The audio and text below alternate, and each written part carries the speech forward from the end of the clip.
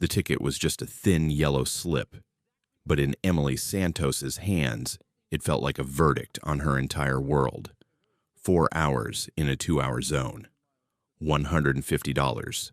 Outside a cancer center, where 3 floors above that parking space, her mother was fighting for her life on an operating table. Emily is only 14. She didn't drive the car.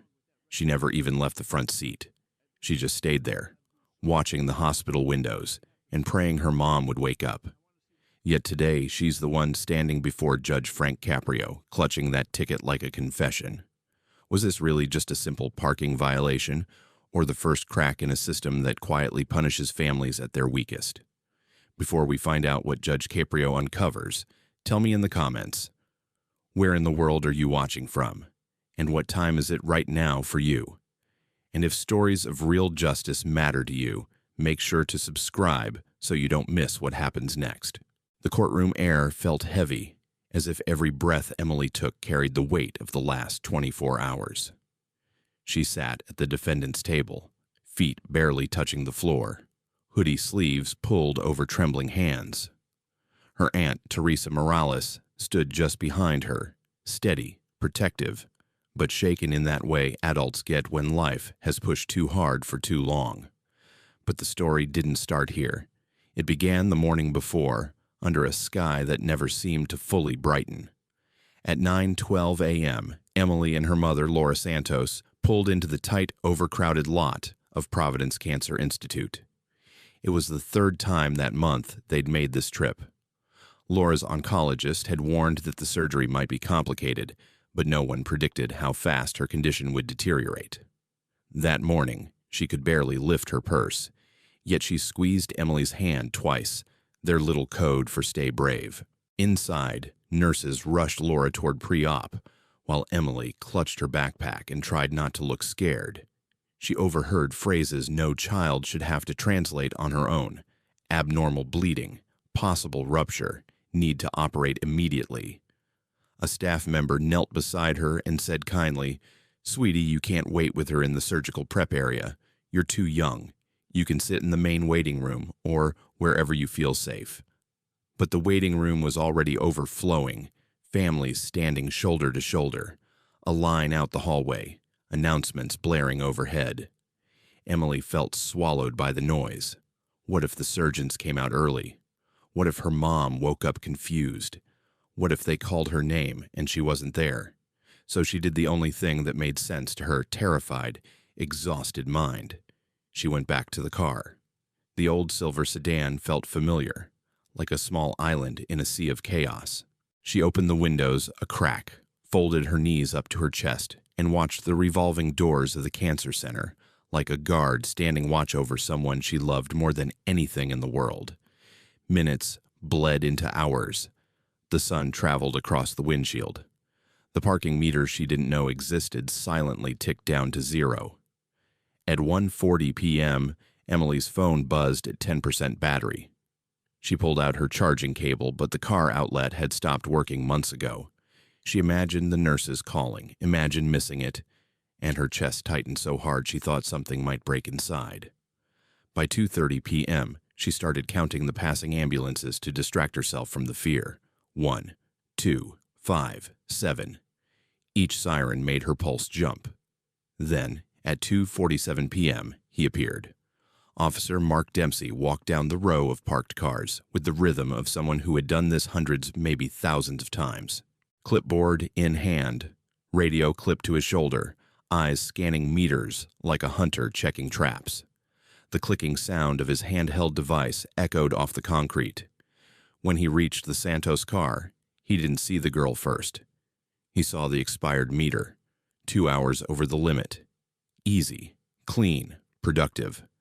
But through the window, Emily froze. She hoped he might knock, ask if she was okay. Instead, he lifted the wiper, slid the ticket underneath, and walked away without a word. Emily's throat tightened. For the first time since her mother was wheeled into surgery, she felt completely, terrifyingly alone. Now, back in the courtroom, all those emotions, fear, guilt, exhaustion pressed against her chest as she looked up at Judge Frank Caprio.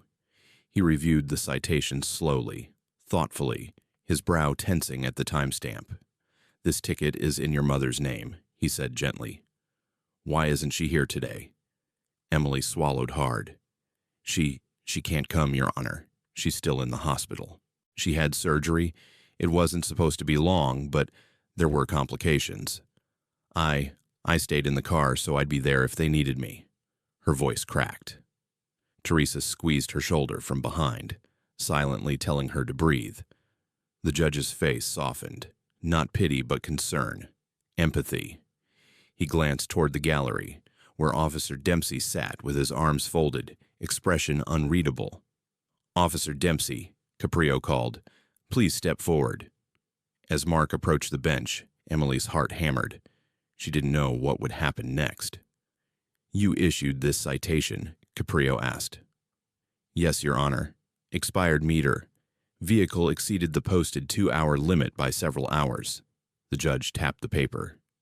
"Did you see anyone inside the vehicle at the time?" Mark hesitated. "I saw a kid in the back seat. Looked like she was on her phone.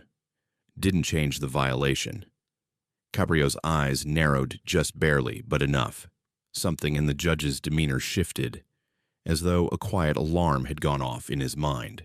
"You saw a child alone in a car outside a cancer treatment center," he said slowly, "and your instinct was to issue a ticket." Mark stiffened. "My job isn't to assess family situations. My job is to enforce regulations. If we make exceptions, the rules mean nothing." A murmur rippled through the courtroom.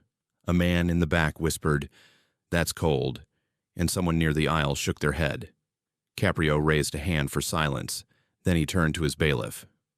"Rodriguez, please retrieve Officer Dempsey's citation history for the past 6 months, specifically all tickets issued within 2 blocks of Providence Cancer Institute." The room stilled. Even Mark looked slightly startled by the request. As the bailiff exited, Caprio addressed Emily again. "How long was your mother in surgery, young lady?" 8 hours, Emily whispered. "They said 2, but it took 8. The judge nodded slowly, absorbing her words, like they weighed far more than numbers on a page. "And you stayed in the car the entire time?" Emily nodded. "I didn't want to miss anything." "What if she didn't?" She stopped, unable to finish. Teresa stepped forward. "Your Honor, she refused to leave. She wouldn't even go get food. She was terrified they'd call for family, and she wouldn't be there." Caprio exhaled a heavy, empathetic breath. "I understand." 20 minutes later, Bailiff Rodriguez returned carrying a thick stack of printed reports. When he placed it on the judge's desk, the papers slapped down like a hammer. Caprio flipped through the pages. His expressions shifted: curiosity, disbelief, anger, disappointment. Finally, he looked up. "Officer Dempsey," he said, "in the past 6 months, you've issued 119 citations in the hospital zone. 43 of them were written directly outside the cancer treatment entrance." A gasp swept across the courtroom. Several people exchanged glances, some whispering that they recognized the pattern. Caprio continued, his voice low but razor-sharp. "Many of these tickets were issued during hours when major oncology procedures take place, procedures that commonly last 3, 4, even 6 hours. Were you aware of that?" Mark swallowed. "It's not part of my job to consider hospital procedures, sir." The judge leaned back, studying him. "Perhaps that's the problem." Emily sat frozen, barely daring to breathe. She wasn't sure where this was going. She just knew that for the first time since her mother's collapse, someone in authority actually seemed to care. And as the tension tightened inside that small municipal courtroom, it became clear this wasn't going to be just another routine ticket hearing. Something deeper, something buried in the system was starting to crack open. The rustle of papers in Judge Caprio's hands was the only sound in the courtroom. Emily sat rigid, her fingers locked together as if holding herself from falling apart. Behind her, Teresa's palm stayed firm, on her shoulder, a silent promise that she wasn't alone, even though everything in her young world had felt lonely for months. But the silence didn't last. 43 tickets, Judge Caprio repeated slowly, letting the words settle over the room like dust in a sunbeam. Outside a cancer center. A man in the back row muttered, "That's disgusting," and someone next to him whispered, "I knew it wasn't just me." The room thickened with tension, curiosity, anger, and electric charge spreading like wildfire. Even the fluorescent lights overhead seemed to hum louder, sensing the shift. Officer Mark Dempsey stood stiffly in front of the bench, arms folded behind his back. He had the kind of posture that came from years of being told the rules were simple, clear, absolute. His jaw clenched as though preparing for impact, but his eyes darted nervously to the stack of citations. Judge Caprio turned another page. His eyebrows nodded slightly, and the lines around his mouth tightened. "Officer, these dates, these times, these locations, do you recognize the pattern here?" Mark hesitated but didn't speak. Caprio lifted his gaze sharply. "Answer the question." Mark cleared his throat. "I work the hospital zone regularly, Your Honor. High traffic area. Frequent violations." A soft scoff erupted from the gallery, someone too fed up to stay silent. Caprio rested the papers on his desk and leaned forward, hands clasped. "Frequent violations," he repeated. Or, "frequent human crises that exceed a 2-hour parking limit." His voice was still calm, but something under it, something controlled, righteous, made the room straighten up. Emily felt her breath hitch. She watched Judge Caprio the way one watches a lighthouse during a storm, hoping the light might cut through something dark. "Let me ask you this, officer," Caprio said. "Of the 43 tickets you wrote outside the cancer center, did you ever once check with hospital staff? Ask if the vehicle's owner might be in surgery, in chemotherapy, in recovery?" Mark shifted his weight, eyes narrowing ever so slightly. "That is not in my protocol. My job is to enforce the stated time limit. I don't have the authority to investigate medical circumstances." The judge's gaze sharpened. "But you do have the authority to use discretion. You have the authority to use common sense, and Doan might argue the moral responsibility to do so." Murmurs filled the room again. Someone whispered, finally, under their breath. Another whispered, "Wish he'd been there when I got mine." Emily tucked her chin down, feeling something unfamiliar stir in her chest. Was it hope? It felt fragile, like a glass ornament that might shatter if she moved too quickly. Judge Caprio held up the report. "These aren't random violations. These aren't careless drivers ignoring the law for convenience. These are families, people whose lives have been thrown into chaos by cancer." He let that settle for a long moment. Then he turned to Emily. "Young lady, may I ask, while you were waiting in the car, did anyone approach you? Any officer? Any staff? Anyone at all?" Emily shook her head. "No, sir." "You were alone the entire time?" "Yes." "And scared?" Her voice trembled. "Very." Teresa stepped forward. "Your Honor, she called me once, just once around noon. She said her phone was about to die, and she didn't want to leave the car. I left work immediately, but traffic was terrible. By the time I got there, the ticket was already on the windshield." Emily lowered her eyes. She remembered staring at the yellow slip, wondering if it somehow meant she'd done something wrong, if she should have kept feeding a meter. She didn't even know existed. If her mother would have been mad, if the whole terrible day was somehow her fault. Judge Caprio looked at Officer Dempsey again, and this time his tone grew firmer. "You saw her. A child. Alone. In a car. Outside a cancer center." Mark gave a small nod. "Yes." "And it didn't concern you?" "It didn't appear to be an emergency," Mark replied, though even he didn't sound convinced by his own words. "Kids wait in cars all the time." "Not for 4 hours," Caprio countered. "Not outside a building where people are in surgery. Not while their mothers are fighting for their lives." Mark's jaw worked, but no words came out. The judge tapped the stack of citations. "This pattern isn't coincidence. It's targeted. Whether intentional or not, the effect is the same. Families already drowning in fear and medical debt are being penalized for circumstances entirely outside their control. A woman in the third row suddenly stood. She held her handbag close to her chest, hands shaking. "Your Honor," she said, voice breaking. "My husband had a 6-hour chemo infusion last month. I got a ticket that same day. I didn't even fight it. I didn't have the energy. I thought that was just how it was." Her eyes flicked to Emily. "She shouldn't be here alone." Judge Caprio nodded respectfully. "Thank you, ma'am. Please have a seat." But before the woman could fully sit, an older man rose beside her. His cane trembled as he held it. "My daughter had surgery last spring," he said hoarsely. "I sat with her for hours. Came out to a fine I couldn't pay. I still haven't." Voices began rising one by one from the gallery low, pained stories of tickets during chemo, surgery, biopsies, emergency visits. Each confession layered the air with something raw and undeniable.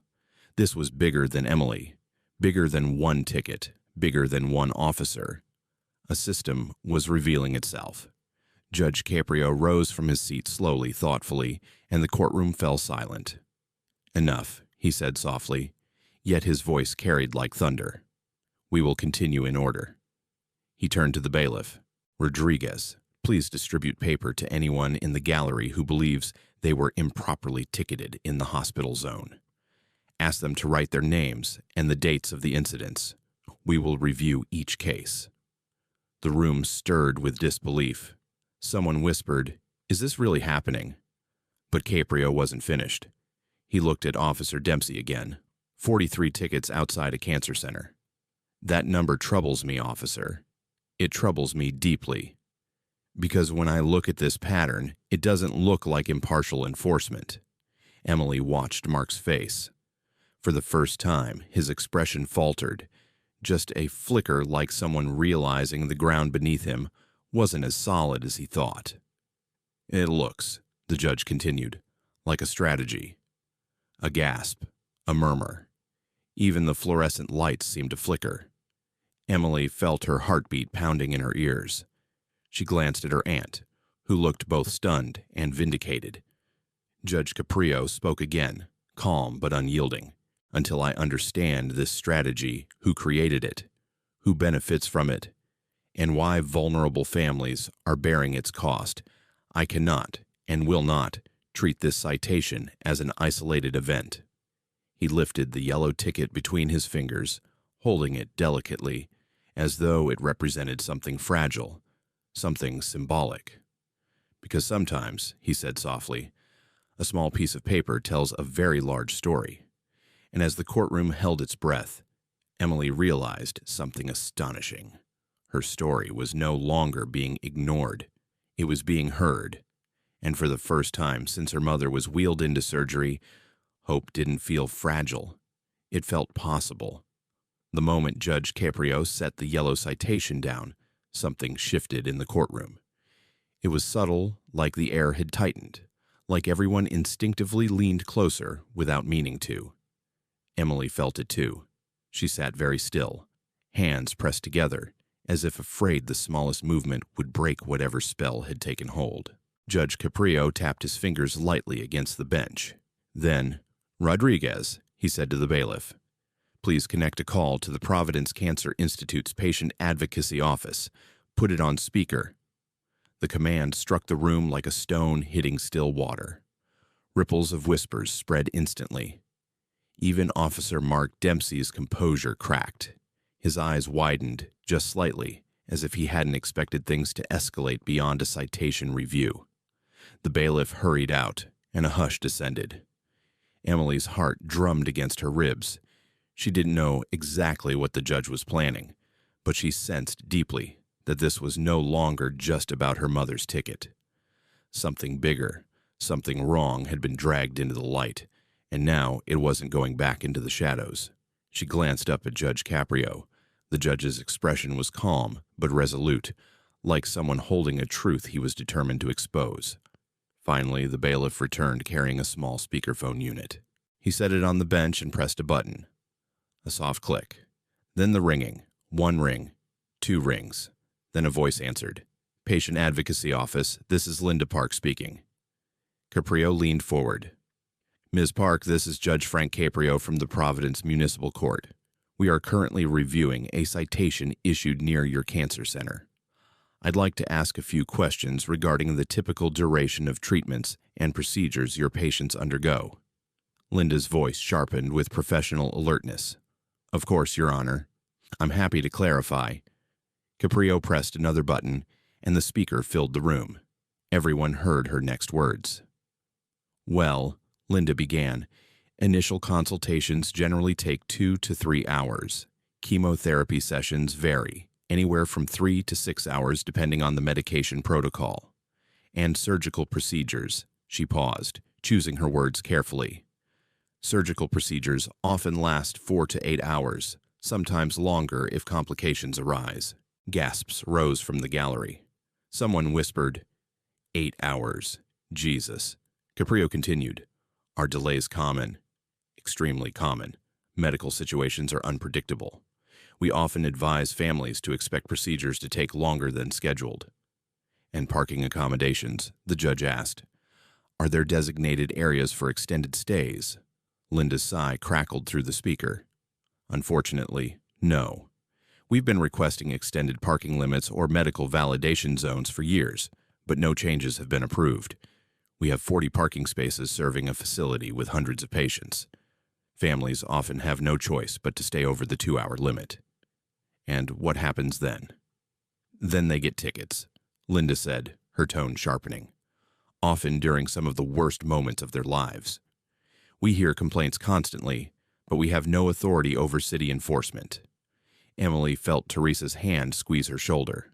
A few people in the gallery wiped their eyes. Caprio nodded once. Thank you, Ms. Park. That was very helpful. Your Honor, Linda added, if the person you mentioned received a ticket while waiting on a cancer surgery, I am truly sorry they had to experience that. It happens far more often than people realize. I understand, Caprio said softly. Thank you for your time.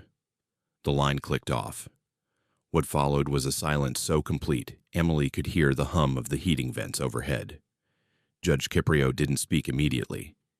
He let the room sit with the information. Let the truth settle like dust on every surface. Then he turned to Teresa. Ms. Morales, may I see the hospital paperwork you brought? Teresa stepped forward, hands trembling slightly as she held out the folder. Yes, Your Honor. These are the records from yesterday, the timeline, the surgical notes, the doctor's report. Caprio accepted the folder and opened it. The pages rustled like whispers of everything Emily had lived through. He scanned the timeline first. October 14th, he read, 10:23 a.m. Patient admitted for emergency surgery following onset of acute symptoms. He flipped to the next page, 11 a.m. Surgery begins. Estimated duration 2 hours. Another page, 2:47 p.m. Citation issued by Officer T. Dempsey. Vehicle parked 3 hours, 47 minutes. He lowered the paper. His voice dropped, quieter, but more powerful than anger. At 2:47 p.m., Ms. Santos was still in surgery, fighting for her life. No one moved. Caprio lifted another page, the surgical report. He read it carefully, his expression darkening. Complications detected. Tumor rupture. Emergency intervention required. Additional 4 hours needed to control internal bleeding. He read the final timestamp aloud. 7:12 p.m. Surgery completed. Patient stable, but critical. Emily swallowed hard.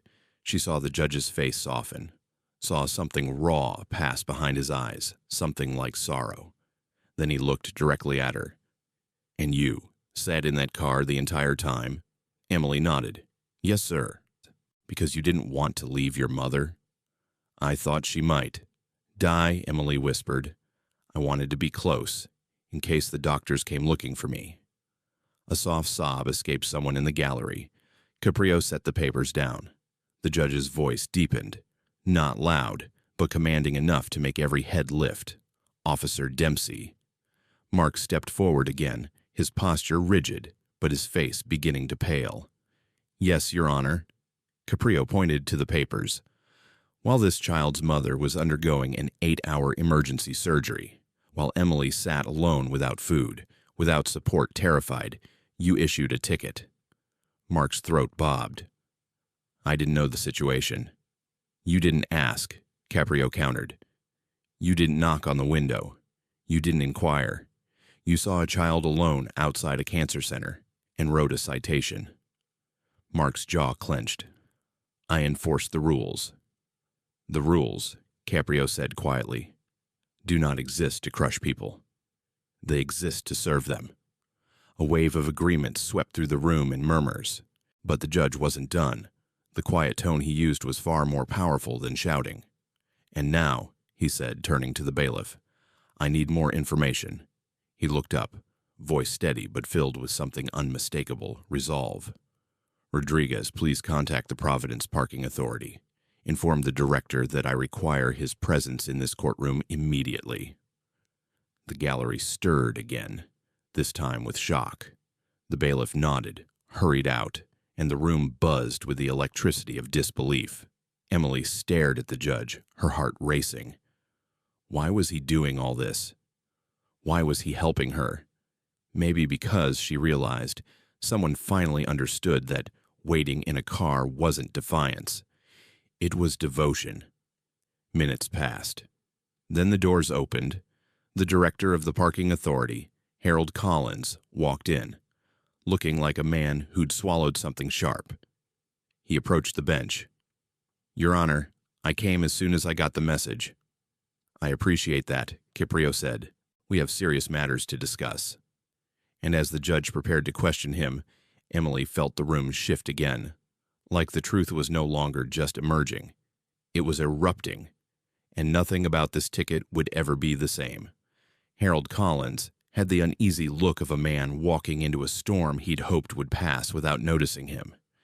He approached the bench with measured steps, suit pressed meticulously, tie knotted tightly, as if fabric could hold together what was slowly unraveling inside him. The gallery watched him with quiet curiosity, but also something sharper, expectation. Emily didn't fully understand who he was, only that Judge Caprio had summoned him with the kind of tone adults rarely use unless something very, very wrong is happening. She kept her eyes low until the director spoke. Your Honor, Harold said, clearing his throat. I was told my presence was required regarding a citation. Caprio nodded slowly. A citation, yes, but also a larger matter. A pattern, to be precise. He tapped the thick stack of papers, the sound echoing in the courtroom like a gavel. Director Collins, in the last 6 months, your officer here has issued 119 citations in the hospital zone. 43 of them, he held up the top sheet, were written directly outside a cancer treatment facility, and many of those were issued during typical oncology procedure hours. Harold's eyebrows twitched. I'm aware that hospitals tend to produce higher citation density, yes. Higher citation density, Caprio repeated, tasting the phrase like something sour. Is that what you call it? Harold shifted. It's simply data, Your Honor. The hospital area has shorter meter limits, high turnover, and increased overstays. Enforcement is necessary. A woman in the gallery scoffed aloud. Caprio raised a hand, not to silence her, but to acknowledge the emotion in the room. Director, he continued, are your officers evaluated based on citation volume? Harold hesitated a fraction of a second too long. We don't enforce quotas, he said carefully. However, we do have performance metrics. Officers are expected to meet a baseline level of productivity to demonstrate efficient use of their shift. And what is that baseline? Harold tried to answer casually, but his voice thinned. 15 citations per 8-hour shift. A collective gasp swallowed the room. Someone muttered, 15?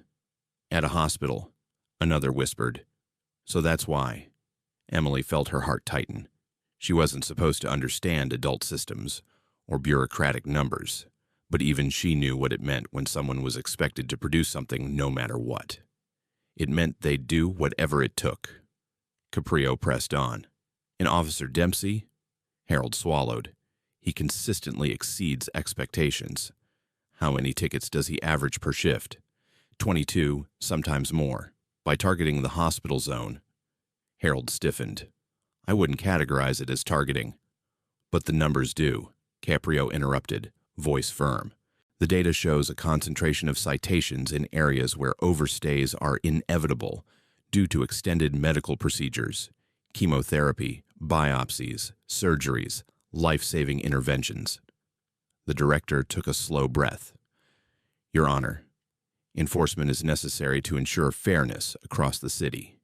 If we allow extended stays, Caprio cut in again, are the unavoidable reality of medical emergencies. Someone in the gallery whispered, finally someone says it. The judge leaned forward, folding his hands. His expression softened, but only for a moment, as if he were gathering empathy before wielding justice. Director Collins, let me make something absolutely clear. Issuing a citation is not inherently unjust, but issuing 43 citations in front of a cancer center, knowing full well the circumstances of the people affected, that is a different matter entirely. Silence. Emily could feel her own pulse in her throat. Harold shifted uncomfortably. Your Honor, officers are not trained to interpret medical circumstances. They simply follow the protocols set by the city. Then the protocols, Caprio said, are broken. The statement vibrated through the room. Teresa's breath caught, and Emily turned her head slightly to look up at the judge, her eyes widening. He wasn't raising his voice. He didn't need to. The truth in his tone was louder than shouting. Caprio rose from his seat, a rare gesture, and one that sent a ripple through everyone present. He walked down from the bench, picking up the yellow citation on the way. He stopped in front of Harold and held the ticket between them. This isn't productivity, he said. This is a mother's fear, a child's helplessness, a family's crisis. He turned slightly, addressing not just Harold, not just Mark, but every soul in the room. This ticket is the moment a 14-year-old girl asked herself if her mother would die while she sat alone in a car. This piece of paper represents a system that failed to ask even one human question. Emily felt her eyes sting, and she blinked quickly. She didn't want to cry, not here, not in front of all these people, but the judge's words landed somewhere deep inside her. Caprio handed the citation back to the clerk, then looked again at the director. Director Collins, he said, calm but unyielding. Were you aware that oncology procedures typically last 3, 4, even 6 hours? That surgeries often exceed 8? That families cannot simply leave to feed meters without risking missing critical updates on their loved ones? Harold's voice was barely audible. I had a general understanding. And yet, Caprio continued, your performance metrics encourage officers to patrol this specific area heavily because you know people cannot leave their vehicles. Harold bristled. That is not the intention, but it is the effect, Caprio said sharply, and effects matter. A murmur spread. Emily felt as if every heartbeat in the room synchronized with hers. Caprio's tone shifted again, now less stern, more sorrowful. What happened to this child, he said, gesturing to Emily, should never happen to anyone. A child should not have to choose between staying near her dying mother and feeding a parking meter. Emily lowered her eyes, tears sliding silently down her cheeks. Teresa placed an arm around her, pulling her close. Caprio returned to the bench, sat down, and folded his hands. This, he said, is not just about one officer. This is about a system built without compassion, a system that survives on technicalities while human beings suffer. He glanced at the gallery. And I suspect, he added, that many families here today have been quietly carrying the consequences of that lack of compassion. Heads nodded, faces tightened. A few people wept. The judge turned back to Harold. Your department's policies must change. Immediately. Harold looked defeated, like a man realizing too late the depth of the problem he'd helped perpetuate. What? What changes do you propose, Your Honor? Caprio didn't hesitate. First, eliminate performance metrics tied to citation counts. They incentivize punishment, not justice. Second, create a medical validation program for hospital zones, allowing families to extend their parking during emergencies without fear of penalty. Third, require officers to consult with patient advocates at medical facilities before ticketing vehicles parked beyond limits in medical zones. And fourth, conduct an internal review regarding officers who demonstrate patterns of predatory enforcement, particularly near hospitals. The room exploded with whispers, some relieved, some stunned. Harold swallowed hard. "We will cooperate fully, Your Honor." Caprio nodded but didn't soften. "Good. Because the people of this city deserve better." He turned to Emily. "Young lady, you did nothing wrong, and your mother did nothing wrong. You waited in that car because you loved her, and that love is stronger than any citation." A tear rolled down Emily's cheek. "Thank you," she whispered. And for the first time that day, she felt something other than fear. She felt seen. She felt protected. She felt just a little like hope might be possible again. For a long moment, no one moved. It was as if the entire courtroom needed time to absorb the gravity of what had just happened. Emily stared at Judge Caprio, her breathing shallow, tears still collecting in her lashes. She didn't fully understand the legal ramifications of his words, but she understood one thing clearly. Someone believed her. Someone believed her mother. Someone finally understood that she had been terrified, not reckless. The quiet broke when Judge Caprio gently motioned toward the citation on his desk. "Let's address the matter at the center of this hearing." He took a deep breath, then spoke clearly, decisively. "This citation," he said, tapping it with one finger, "is hereby dismissed." The words seemed to echo. Emily felt something inside her unclench so suddenly she almost gasped. Teresa let out a choked sound, half relief, half exhaustion, and squeezed her shoulder. Someone in the gallery whispered, "Thank God," while another murmured, "About time." Emily wiped her cheeks. She didn't care who saw. For the first time since yesterday morning, her heart felt light enough to beat freely. But the judge wasn't finished.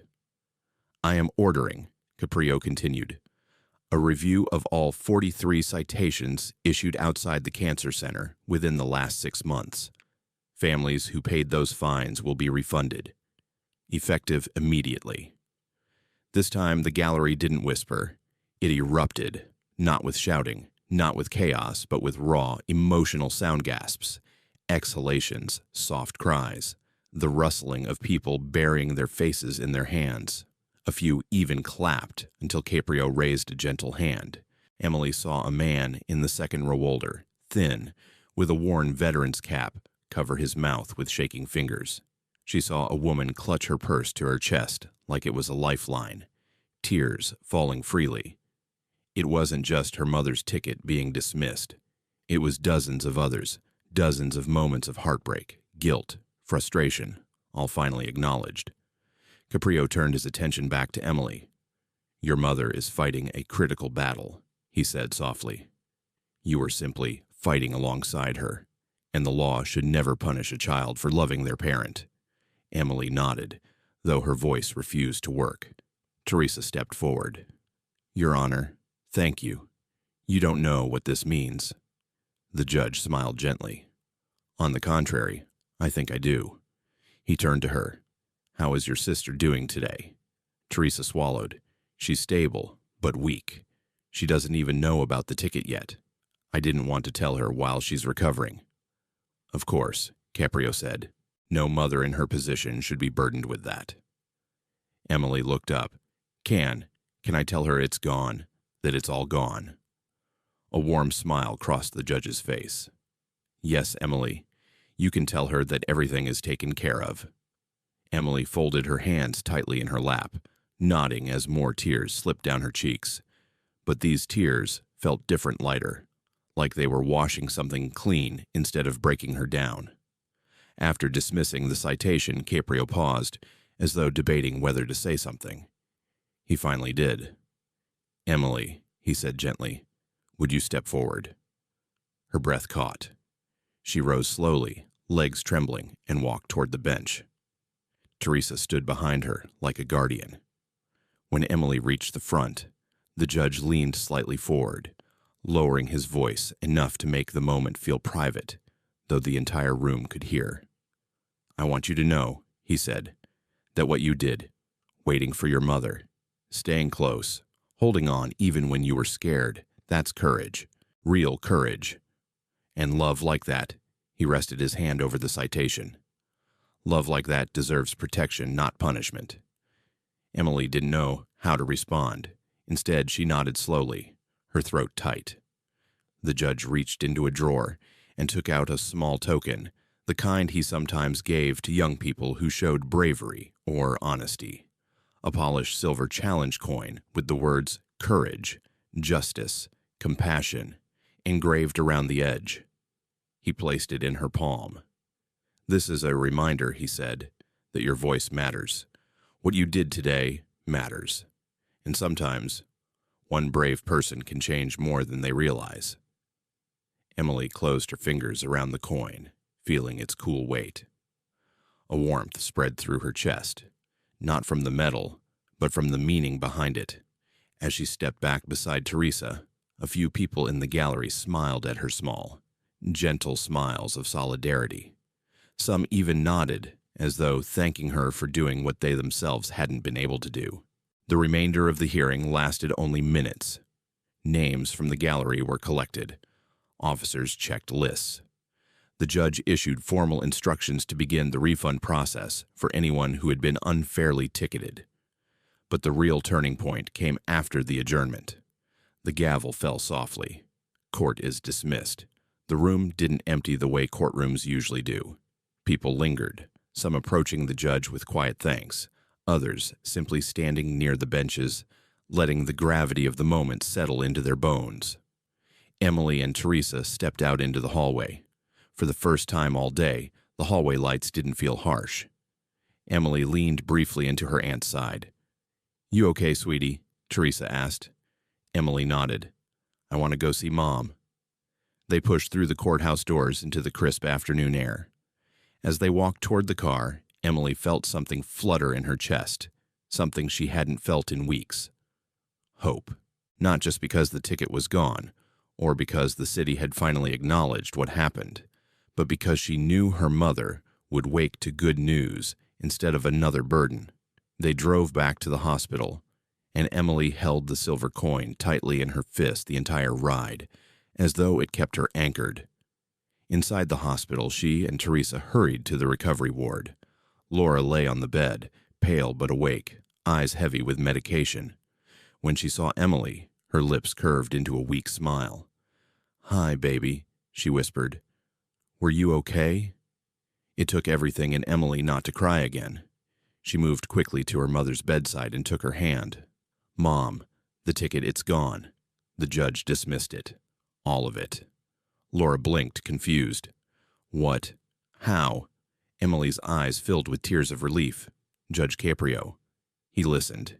He believed me. And he helped everybody else, too." Teresa added softly, "They're refunding every family who was ticketed. All of them." Laura's eyes glistened. She squeezed Emily's hand. "You did that, sweetheart." Emily shook her head quickly. "No, he did." Laura smiled weakly. "You told the truth. You were brave. I'm proud of you."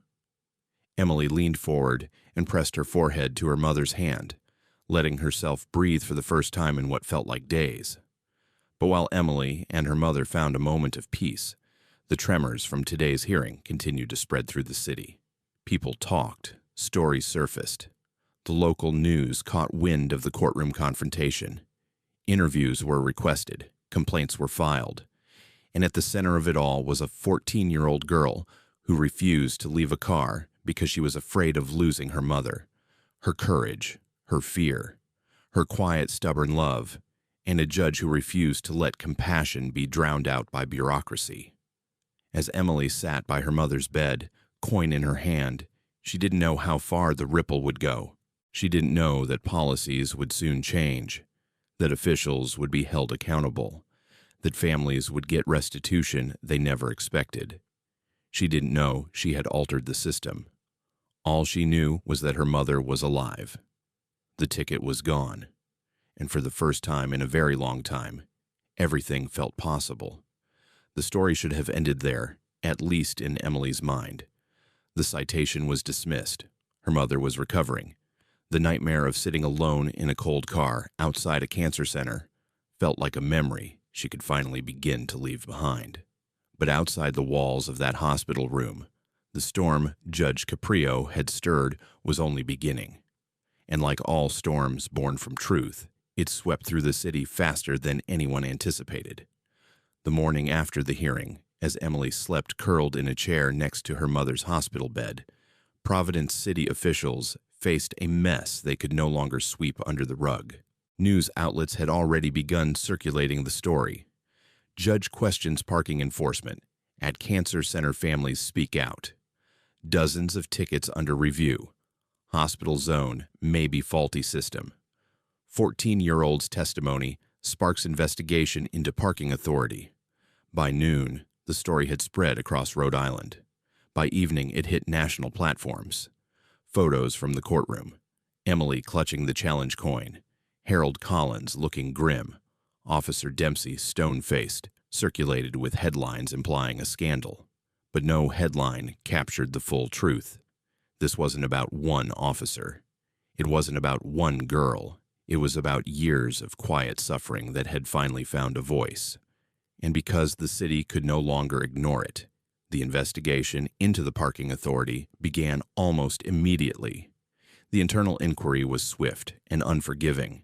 They dug through 6 months of citation data. They reviewed body cam footage from officers assigned to hospital zones. They interviewed families who'd paid fines while sitting in waiting rooms, praying for good news. They examined email exchanges between supervisors discussing high-yield meters near medical facilities. And piece by piece, a picture emerged dougly, undeniable, impossible to rationalize.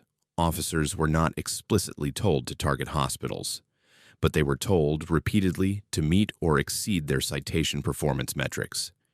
And the easiest place to exceed them, the cancer center, where people simply couldn't move their cars. It didn't take long for the city's review committee to reach a conclusion. The system had incentivized cruelty. The news was devastating for the parking authority, but no one felt the blow harder than Officer Mark Dempsey. He had always seen himself as a man who did his duty. He followed the rules, met his numbers, kept his head down. He avoided conflict and didn't ask questions, not because he didn't care, he told himself, but because it wasn't his place to care. But now, sitting on the opposite side of the table during his disciplinary interview, the weight of those justifications collapsed. "What were you thinking when you saw a child alone in the car?" the investigator asked. Mark stared at his hands. I figured someone would be back soon. People stretch the limits. They always have excuses. Did you consider that she might be waiting on emergency medical care? He hesitated. I wasn't trained to assess that. My job was to enforce the meter limits. But did it ever occur to you that not everyone can just walk outside every 2 hours, especially at a cancer center? It stung, more than he expected. He wanted to say yes. He wanted to say he had thought about it, that he'd felt conflicted, that he'd hesitated before printing each ticket. But that wouldn't be the truth, because the truth was simpler colder. He never thought about it because he didn't want to. He didn't want to make decisions that complicated his quotas. He didn't want the discomfort of empathy slowing him down. And now, the consequences were sitting right in front of him. At the end of the review, the verdict came swiftly. Officer Mark Dempsey was terminated for predatory citation practices in medical zones and neglect of discretionary judgment. The city added a formal statement condemning the misuse of enforcement authority in areas where citizens were vulnerable. Mark left the building with a cardboard box in his arms and a hollow feeling spreading through his chest like frost. For the first time in years, he didn't have a schedule to follow, a shift to complete, or a number to meet. And without those things, he was forced to confront the truth he had avoided for too long. He'd hurt people. He'd made the worst moments of their lives even worse, and he'd done it in the name of just doing his job. 3 weeks after the hearing, the city called a press conference. News cameras filled the lobby of City Hall. Reporters crowded together, clutching microphones. Families who had received refunds were invited to stand behind the podium. Emily wasn't there. Her mother was still healing, and Teresa wanted to keep her away from the media frenzy, but her story was the reason everyone had gathered. Mayor Brooks stepped up first. He adjusted his glasses, cleared his throat, and spoke into the microphone. Today, we acknowledge a failure in our enforcement system, a failure that disproportionately affected families facing medical crises. He continued with a list of new reforms. Hospital zone meters extended from 2 hours to 4. Medical validation parking implemented citywide. Officers required to consult patient advocates before issuing extended stay citations. Performance metrics tied to citation counts eliminated. A dedicated review team established for all future hospital-related complaints. Every announcement was met with murmurs of approval, sometimes applause. But the most emotional moment came when he held up a small yellow citation, the one Emily had clutched in court. "This ticket," he said, "will be kept in the mayor's office as a reminder. Compassion must always guide enforcement." The cameras clicked, the room buzzed. And somewhere in a quiet recovery room at the hospital, Emily's story was changing the city she lived in. At the same time, another moment was unfolding quietly in Judge Caprio's chambers. He sat behind his desk, looking at a framed photo that now rested on the shelf beside his law books. It was a simple image.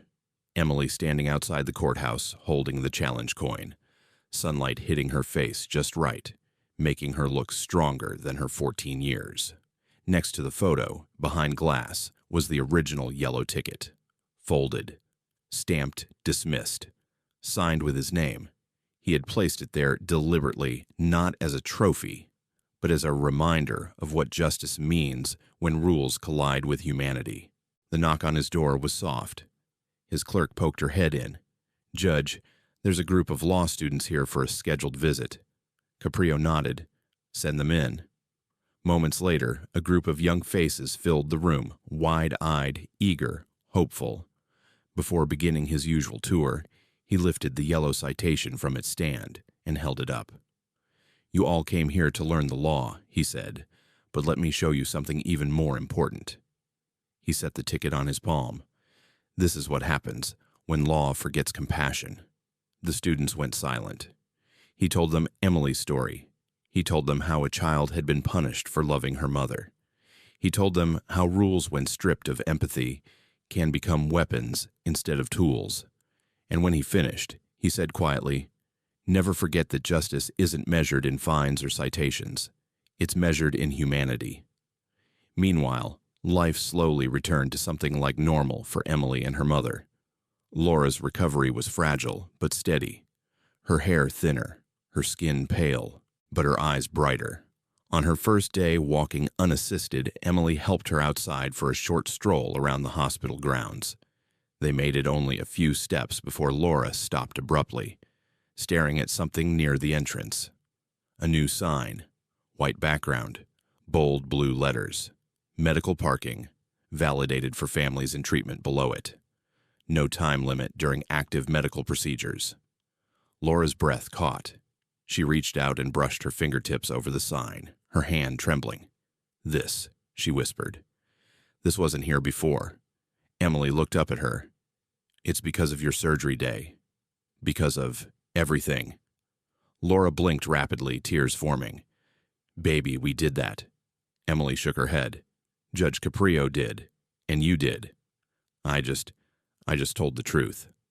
Laura pulled her daughter into a slow, careful hug, burying her face in Emily's hair. "Sometimes," she whispered, "telling the truth is the bravest thing in the world." And for the first time in weeks, Emily let herself smile without holding anything back. She'd been afraid. She'd been overwhelmed. She'd been just one girl waiting in a car, but somehow that had been enough to change everything. By the time Emily returned to school 3 weeks later, the city had already begun transforming around her. She wasn't a celebrity. No camera crews waited outside the building. No reporters followed her down the hall, but whispers moved like shadows through the corridors. That's the girl from the news, the one whose mom was in surgery. She's the reason they changed the hospital parking rules. Emily kept her head down, clutching her books close. She didn't feel like a hero. She felt like a girl who had been scared, who had done the only thing she knew how to do. And yet, the world had shifted. She walked into English class, took her seat, and tried to pretend everything was normal. But the moment the teacher began a discussion about courage in unexpected places, half the class turned to look at her. Emily sank deeper into her chair. Maybe life would never fully go back to what it was. Maybe that wasn't entirely a bad thing. Across the city, beyond school hallways and quiet hospital rooms, the ripple continued to widen. Other towns took notice. At first, it was just Providence's neighbors Woonsocket, Pawtucket, Warwick, conducting small internal audits of hospital zone practices. Then Boston picked up the story. Then Hartford. Then New Haven. And before long, cities across New England were rethinking how they enforced parking around medical facilities. It surprised everyone how fast the change spread, but maybe it shouldn't have. All it took was one story, one child, waiting for her mother to remind people of something simple, something universal. No one should be punished for caring about someone they love. And the hospital parking issue, it had existed everywhere. People just needed the courage of one voice to see it clearly. At the Providence Cancer Institute, nurses and staff felt the shift firsthand. The parking lot once, a place where family members anxiously dashed outside mid-consultation to feed meters now, had calmed to it. No more frantic runs through the rain. No more apologizing to doctors for stepping out. No more families returning to their cars after life-altering news, only to find a yellow slip slapped on the windshield. Instead, a new routine took hold. Patients' families walked to the patient advocacy desk, explained their circumstances, received validation on the spot, and went back upstairs without fear, finally free to focus on the only thing that mattered: the person fighting for their life behind those doors. The stress that once clung to the hospital like static electricity began to unwind. Nurses even pinned a printed copy of Emily's story on the bulletin board in the staff lounge. They framed it with the caption, "Compassion is part of treatment." Whenever weary families came in, nurses sometimes pointed to the story and said softly, "We changed things because someone stood up." They never said her name. They didn't need to. People recognized the truth in the message. Meanwhile, in Judge Caprio's chambers, another moment was preparing to unfold. A group of first-year law students sat quietly, notebooks ready, waiting for their opportunity to learn from the judge they had admired for years. Caprio entered with a quiet, thoughtful expression. After greeting the students, he went straight to the shelf behind his desk. He lifted a small frame display and held it up. Inside the glass was a neatly folded yellow ticket. Stamped. Dismissed. Signed with his name. He spoke softly, but the room felt the weight of every word. This is the story of a 14-year-old girl who waited in a car while her mother fought for her life. He told them everything: how the system had failed her, how it had failed dozens of families, how a simple parking ticket had revealed an entire structure built on numbers instead of compassion. "You will hear many cases in your careers," he said. "Some will seem small, some will seem insignificant, but you must always ask yourselves, who is this ruling for? Who does it protect? What is the human cost?" He paused, letting the silence shape the lesson. "Law without compassion," he said, "is merely authority. Justice requires humanity." The students scribbled, but some simply watched him, absorbing the conviction in his voice. Long after they left, and long after the lights dimmed in the courthouse, the ticket remained on the shelf, a reminder of the day the law remembered its heart. Weeks later, When Laura was strong enough to walk without a cane, she and Emily returned to the cancer center for a follow-up appointment. The air felt different this time, less frantic, more humane. They walked slowly past the new signs that read, "Medical parking no, enforcement during active treatment check," with patient advocacy for extended visit support. Emily paused. She ran her fingers lightly across the sign's metal edge. "It doesn't feel real," she whispered. Laura smiled, weak but genuine. "It is real. Because of you." "No," Emily insisted, shaking her head. "Because of Judge Caprio." Her mother cupped her cheek. "Honey," he listened. "But you spoke. Don't ever forget that." Emily didn't argue. She just wrapped her arms around her mother carefully, mindful of her healing incisions, and held on. On the other side of the city that same afternoon, another conversation was happening, quieter, more private. Harold Collins sat in a committee room across from a panel of officials, his hands folded tightly, his eyes tired. "We want to thank you," one committee member said, "for cooperating fully with the investigation." Harold nodded stiffly. He wasn't used to feeling humbled, but the facts had broken something open inside him. He took a deep breath. "I didn't realize how blind we'd become," he admitted. "We focused so much on numbers, we forgot the people." "That won't happen again." "See that it doesn't," another replied gently. "We're counting on you to help build a better system." Harold nodded. For the first time in years, he felt a sense of purpose without the pressure of quotas. He left the meeting a quieter man, but maybe also a better one. In the weeks that followed, Providence became a case study across government offices, medical centers, and ethics courses. Emily's ticket appeared in PowerPoint slides. Lectures drew from the example. Discussions circled the human consequences of automated systems and rigid policies. Students debated, what is fairness? Where should the law bend? When does enforcement cross the line into harm? Every debate eventually returned to the same truth. Compassion is not weakness. It is the foundation of justice. And one crisp morning, long after the controversy had faded from headlines, long after life had settled into something resembling normal again, Emily and her mother visited the courthouse to thank Judge Caprio personally. They waited quietly until the judge finished a case. When he stepped down from the bench, he saw them and smiled warmly. "Emily," he said, "how's your mother doing?" Laura stood beside her daughter, stronger now, color returning to her cheeks.